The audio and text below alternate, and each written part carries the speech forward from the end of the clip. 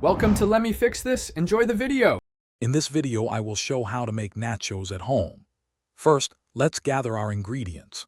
You'll need a bag of sturdy tortilla chips, plenty of shredded cheese, and your choice of protein like seasoned ground beef or shredded chicken.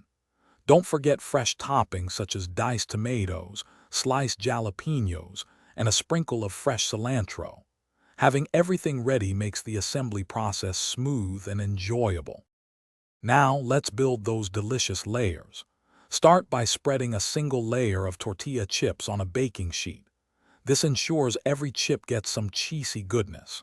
Next, sprinkle a generous amount of your favorite shredded cheese over the chips.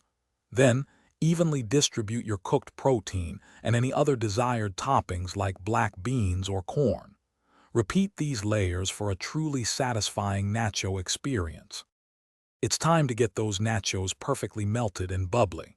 Preheat your oven to 375 degrees Fahrenheit or 190 degrees Celsius.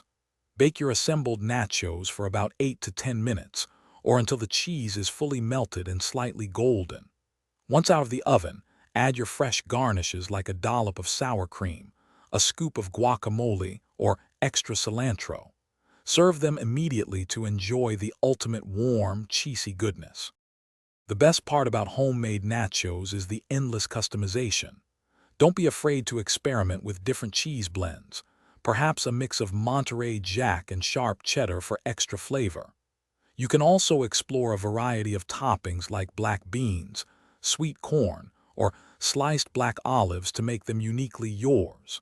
For more great tips and deals, including a book that can truly change how you think about money, make sure to check the description below this video.